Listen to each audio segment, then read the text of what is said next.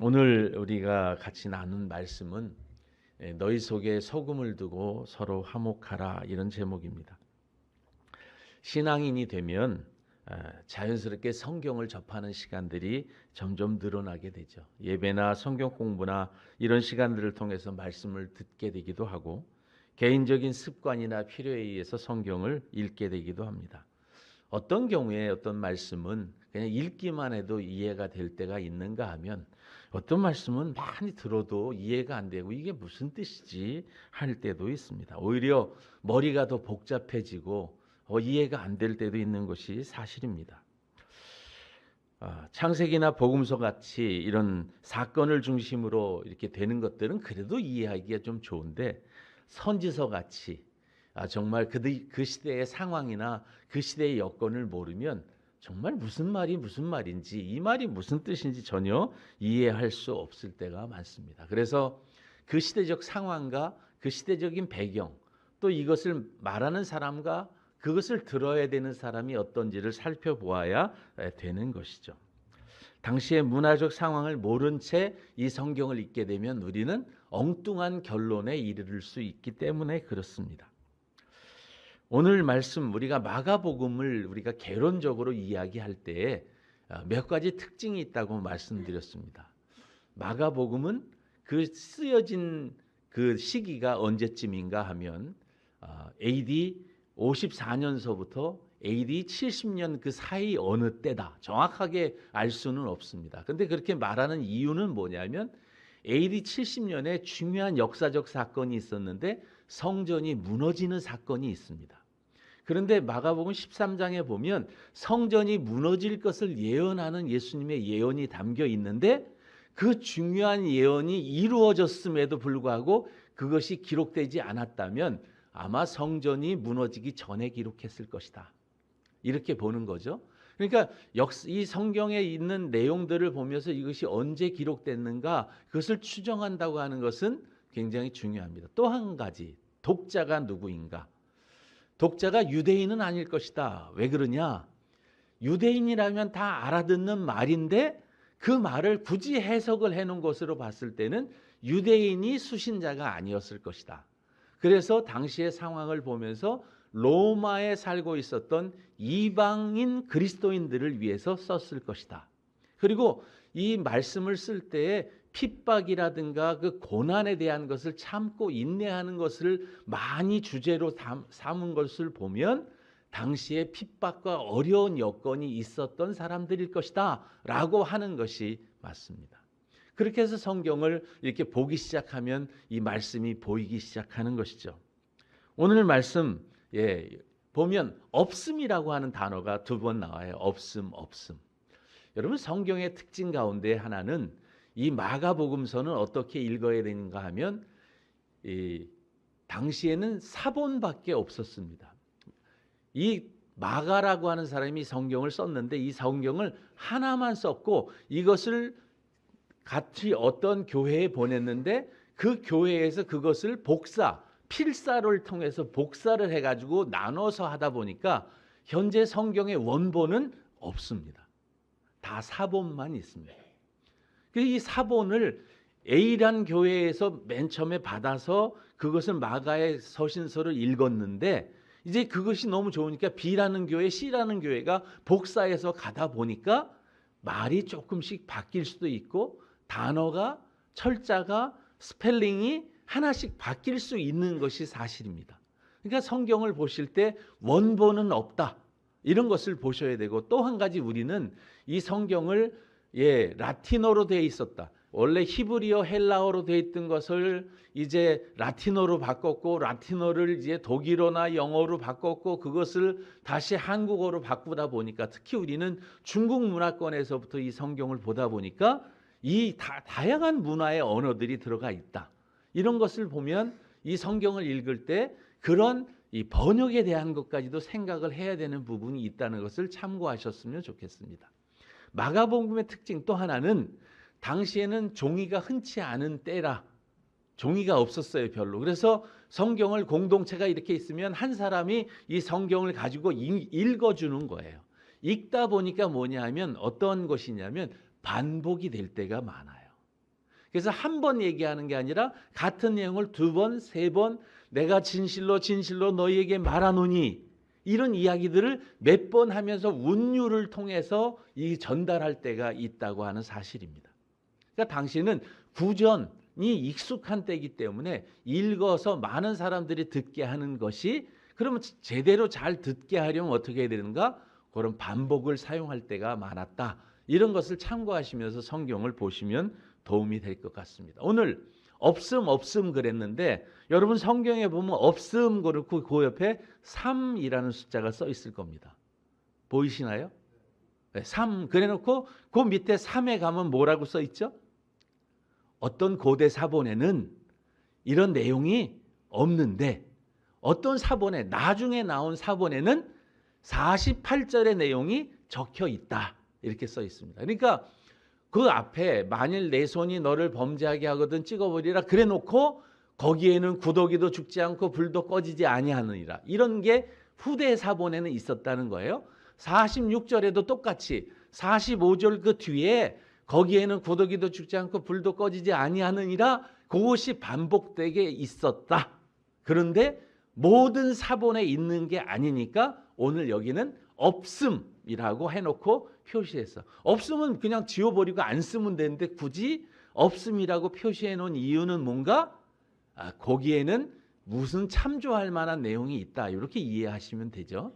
그러면 오늘 거기에는 구더기도 죽지 않고 불도 꺼지지 아니하느니라, 이게 또 무슨 말인가?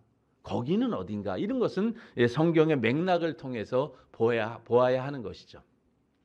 오늘 말씀 첫 번째가 뭐냐면 요한이 예수께 묻고 있습니다. 여러분, 요한은 성경에 세 사람의 요한이 등장하죠. 여러분 잘 아는 요한. 지금 성경을 쓴 요한은 누굴까요? 오늘 마가복음을 쓴 사람, 마가도 요한이라고 하는 사람, 마가 요한입니다. 또 한 사람이 요한이 있는데 세례 요한이 있습니다. 오늘 얘기하는 이 요한은 누굴까요? 요한이 예수께 이르되, 예수님의 12제자 세베대의 아들 야고보, 처음 순교한 사람, 그 야고보의 형제 요한입니다. 요한이 예수께 묻습니다. 그런데 이 예수께 물을 때에 중요한 것들이 몇 가지 있어요. 선생님, 우리를 따르지 않는 어떤 사람이 주의 이름으로 귀신을 내쫓는 것을 보고 우리가 보고 우리를 따르지 아니함으로 금하였습니다. 그때 예수께서 이렇게 말씀하십니다. 그거 금하지 마라. 그러면서 뭐라고 말하냐면 우리를 반대하지 않는 자는 우리를 위하는 자다. 그런데 이 성경을 볼 때 어떤 관점으로 보라고요? 당시에 로마에서 압박을 받고 피해를 당하고 숨어 다니고 누군가 나를 고발하는 사람이 있는 그런 상황, 그런 상황에서 이 말씀을 딱 보면 어떤 생각이 들까요? 그 사람 나를 반대하진 않지. 그러면 내가 그 사람을 적으로 삼을 필요가 없겠다.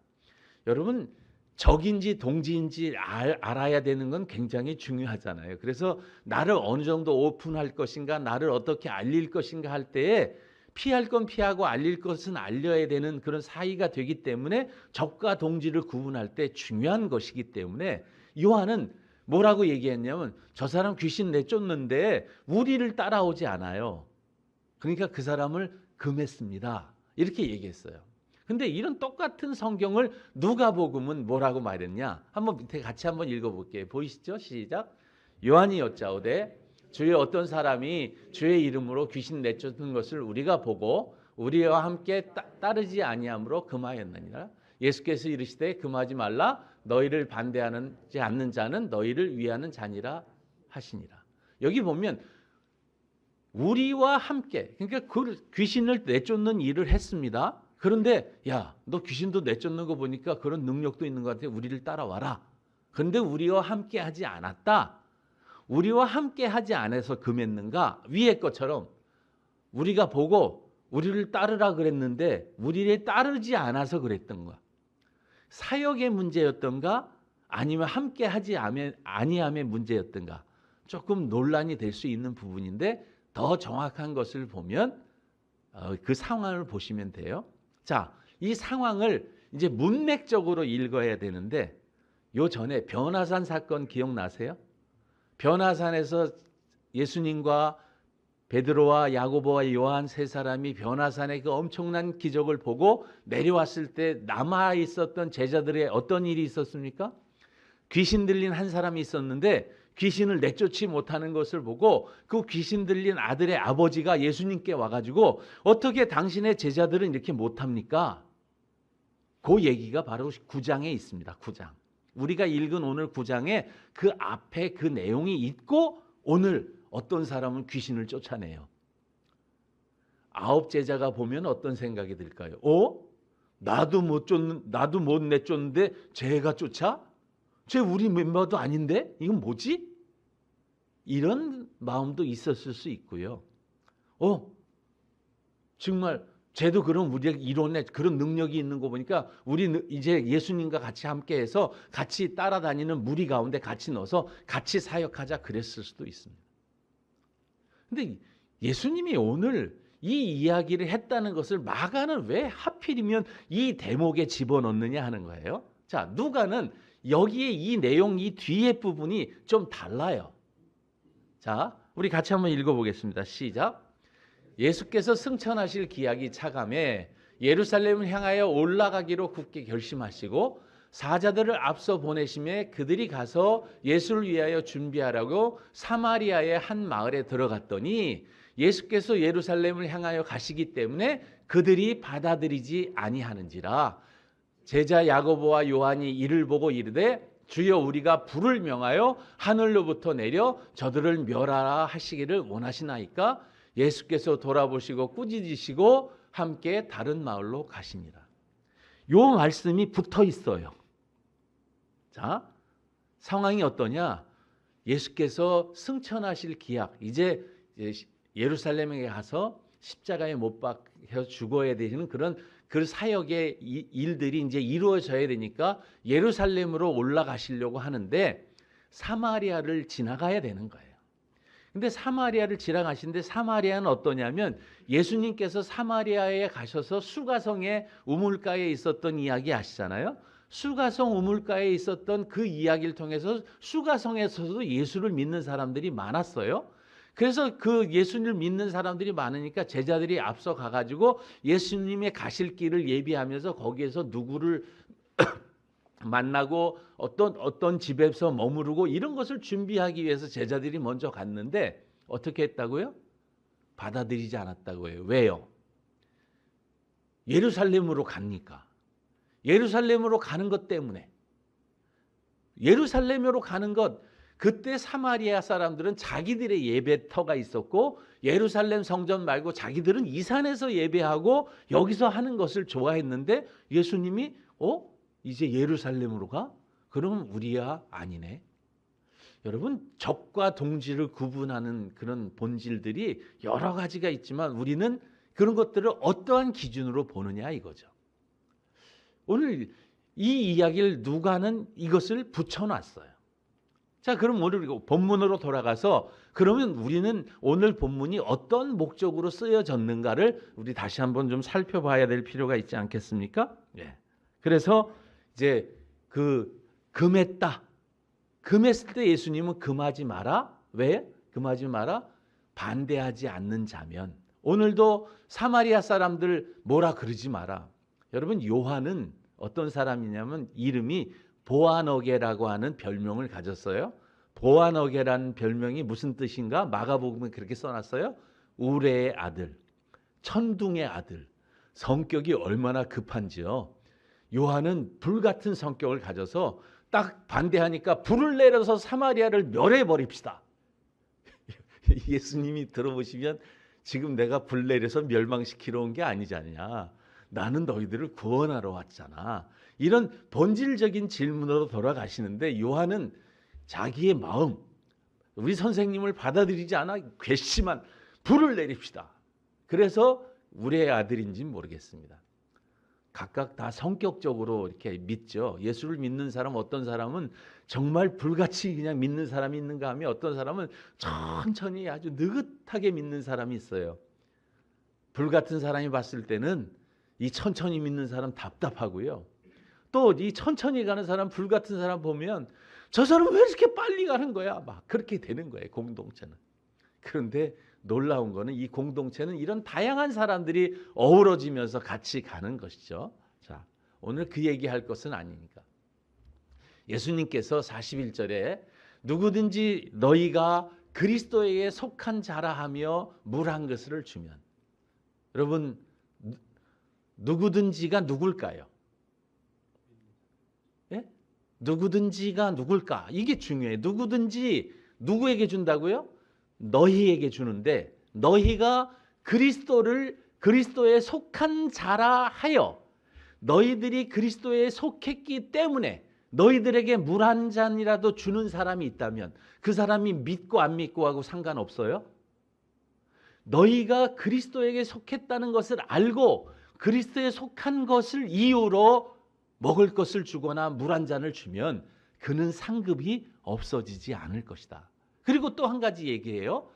누구든지 나를 믿는 이 작은 자 하나라도 실족하게 하면 차라리 연자맷돌이 그 목에 매여 바다에 던져지는 것이 낫다. 여러분 연자맷돌 기억하세요? 연자맷돌 하면 삼손이 생각나셔야 돼요. 삼손이 이제 두 눈이 뽑히고 저기 가서 그 맷돌을 돌렸는데 소가 가는 그 맷돌이에요. 하나가 1톤 정도 된대요. 사람이 들 수 없잖아요, 1톤이요. 근데 그 1톤 되는 무게의 그 연자맷돌을 이 목에 메고 풀지 못하도록 손발을 묶어가지고 바다에 던지면, 그것도 죽여서 던지는 게 산채로 던져요. 당시에 로마에는 그런 형벌이 있었답니다. 그렇게 던지면 어떻게 될까요? 연자맷돌이 1톤이 되면 바다 저 깊은 곳에 생매장에서 들어가가지고 그곳에서 그 묶여있기 때문에 어떻게 할 수도 없는 상태에서 물고기 밥이 돼야 되는 그 비참한. 그 예수님은 너무 잔인하게 그걸 너무 심각하게 대비하고 계신 것 여러분 보세요. 이게 무슨 의미일까요? 예, 이 말을 듣는 순간 로마에 살던 이방인들은 어떤 마음이 들까요? 와, 나에게 이렇게 나를 핍박하고 나를 어렵게 하고 나를 실족하게 하는 사람들이 있다면 주님이 갚아주실 거구나.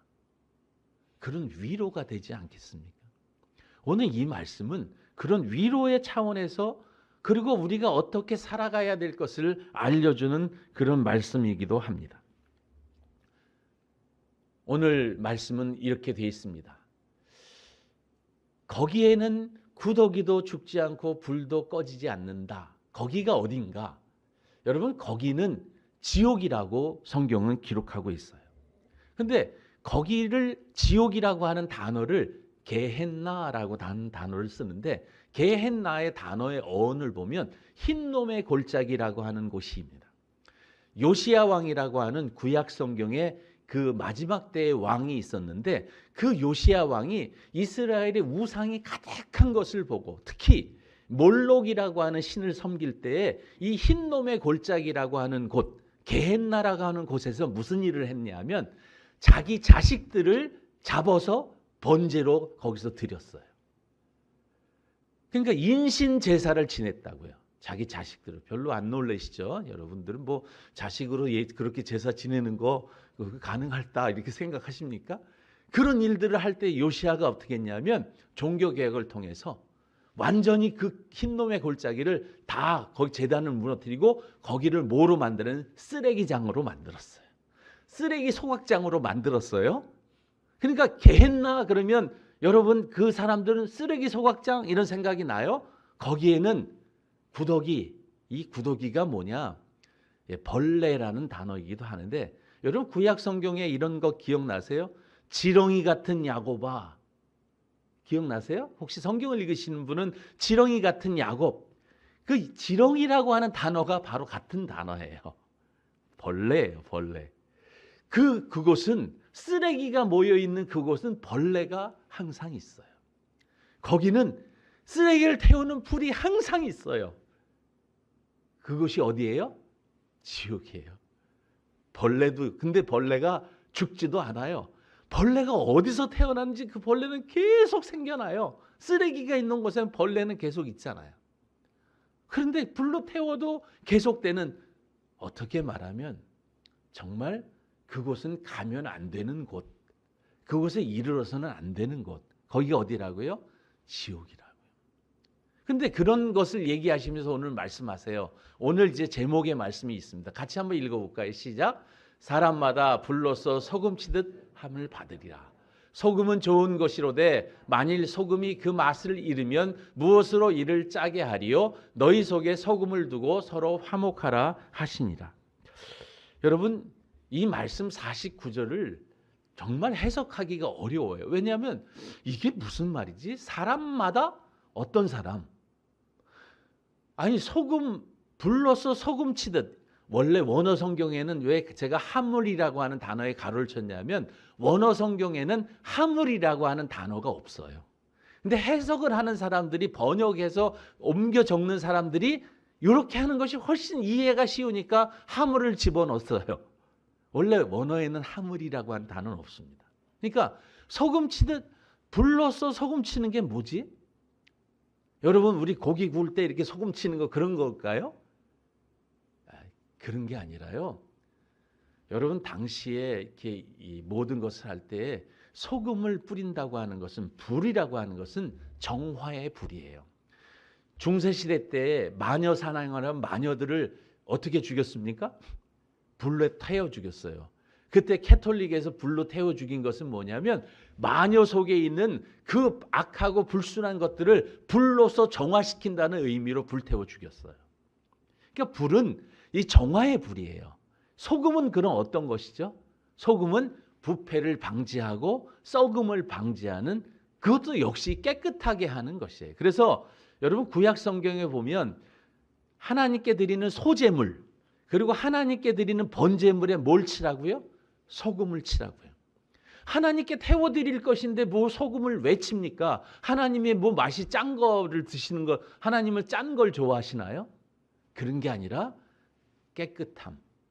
그 소금은 부패를 방지해주고 깨끗함을 만들어주는 정결함의 도구이기 때문에 그렇습니다. 그런데 오늘 이 이야기가 오늘 핵심입니다. 예수님께서 33절서부터 지금 무슨 이야기가 있냐면 길에서 제자들이 서로 쟁론했습니다. 무엇 때문에요? 누가 크냐?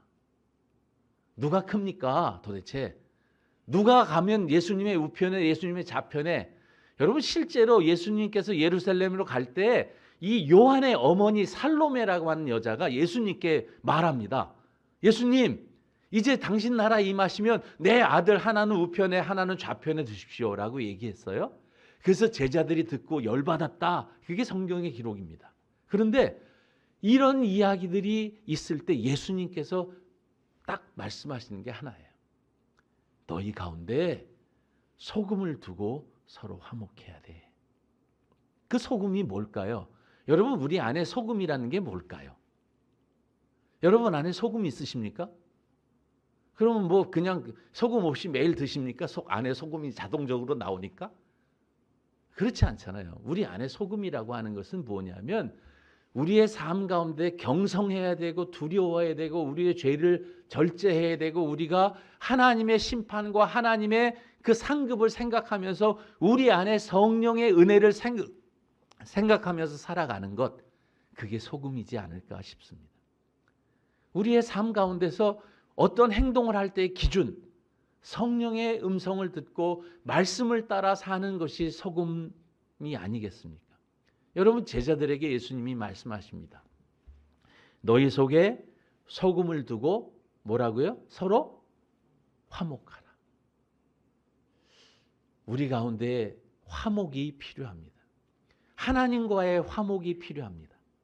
죄로 막혀 있었던 우리를 예수 그리스도의 피로 그 정결함을 얻어서 하나님과의 화목이 이루어지는 그것이 필요하고, 또 우리 가운데 화목은 뭐냐면 성령 안에서 예수 그리스도가 그리스도의 피로 우리를 하나로 묶어주셨기 때문에 그 안에서, 성령 안에서 우리는 화목해져야 되는 것이죠. 그러니까 교회 공동체가 원하는 것은 무엇이냐면 화목해야 돼요. 그런데 여러분, 여러분의 가정에는 화목이 있으십니까? 어떤 분들은 이렇게 보면 한 집에서도 방을 따로 막 쓰시는 부부들도 막 계시더라고요. 예, 막 그런 가정도 있고요. 예, 가정 안에서 소통, 물론 뭐 여러 가지 이유가 있을 수 있지만 가정 안에서도 소통이 안 되는 경우에 뭐예요? 화목이 없는 거죠. 교회 안에서도 이 화목이 없습니다. 어떤 화목이 없냐 하면 정말 우리 한국에 오신 분들이 많은 이야기를 하는데 특히 한국 교회에서도 이런 차별이 있다고 하는 사실입니다. 빈부의 차, 출신의 차, 학력의 차, 이런 모든 차이들이 존재할 때 예수님은 뭐라고 말씀하시냐면 그런 거 다 소금을 두고 다 화목해야 돼. 예수 그리스도의 은혜만 있으면 그 모든 것이 그 안에서 다 녹아지고 공동체가 그리스도로 하나 되고 연합이 돼야 되는데 그거 다 버려라. 그렇게 이야기하는데 그것이 지금도 지켜지지 않아서 교회에 가면 파벌이 있지 않습니까? 고린도 교회에 예수파가 있었고 바울파가 있었고 아볼로파가 있었고, 예, 나는 무소속이라고 하는 사람도 있고, 에이 나는 이도저도 싫으니까 나는 이제 뭐 가나안으로 가시는 파도 있고 별별 파가 다 있습니다. 그런데 우리는 딱 하나밖에 없습니다. 예수 그리스도의 공동체, 예수 그리스도의 사랑으로, 예수 그리스도의 은혜로 우리가 하나 되었습니다. 오늘 찬양을 들으면서 그 사랑 영원하리라, 그 사랑 영원하리라 이렇게 부르는데 제 마음속에 그래, 내가 그리스도의 사랑이, 그리스도의 은혜가 내 안에, 이 영원한 이 사랑이 우리 안에, 그리고 우리 가정 안에, 우리 공동체 안에, 우리 믿음의 공동체 안에 이 사랑, 예수 그리스도의 사랑이 충만했으면 좋겠다, 이런 마음을 가지고 기도하다 보니까 처음에 제가 그냥 나갔죠. 특히 이렇게 찬양이라고 하는 이런 부분을 하면 전 예수 그리스도의 마음들이 그 찬양 가운데 녹아 있음을 알게 됩니다. 사랑하는 성도 여러분, 말씀을 정리합니다. 여러분은 어떻게 생각하십니까? 오늘 제가 두 가지 질문을 거기다 적어놨습니다. 우리는 그리스도를 믿기에 주의 이름으로 행하는 작은 자를 향한 섬김, 나의 영혼 구원과 어떤 상관이, 어떤 관계가 있을까요? 여러분, 우리의 선행이 우리의 구원과 관계가 있습니까? 있다면 어떤 관계가 있습니까? 이 이야기를 같이 한번 나눠보시라는 뜻이죠. 구원은 선행은 우리가 구원을 받기 위한 반드시 있어야 되는 필수 조건은 아니지만 구원받은 자로서의 삶 가운데서 반드시 나타나는 덕목이라는 뜻에, 그런 뜻에서 말씀드렸고요. 기독교인으로서 맛을 잃은 소금과 같은 사람들에게 나타나는 현상들은 무엇이 있을까? 저는 우리 교회에서는 맛을 내는 소금들이 우리 안에, 너희 안에, 공동체 안에 소금을 두고 서로 화목하는, 예수 그리스도의 말씀과 성령의 은혜와 그 그리스도의 피의 구속의 은총들이 가득한, 그런 소금이 가득한 그런 교회가 되었으면 좋겠다, 이런 생각으로 오늘 말씀을 드립니다. 여러분의 가정에, 여러분의 직장에, 여러분이 속한 공동체에 이런 소금을 두고 화목해 하시는 하나님의 은혜가 있기를 주의 이름으로 축복합니다. 기도하겠습니다. 하나님 아버지, 은혜와 사랑을 감사드립니다. 저희 안에 정화의 불을 주시고 저희 안에 소금과 같은 거룩함을 주셔서 말씀으로 거룩하게 하시고 하나님의 은혜로 우리를 씻어주셔서 지옥을 생각하고 하나님의 은혜가 무엇인지를 생각하며 온전한 믿음의 길을 달려갈 수 있도록 은혜 주신 것 감사합니다. 아름다운 공동체 주신 것 감사합니다. 아름다운 가정 주신 것을 감사합니다. 이 가정과 우리 공동체 안에, 하나님의 나라 안에 소금을 두고 화목해 되는 은혜들이 날마다 때마다 영원토록 있을 수 있도록 주여 도와주옵소서. 하나님의 은혜가 풍성한 저희 선한교회 되도록 역사하여 주옵소서. 예수님의 이름으로 기도드립니다. 아멘.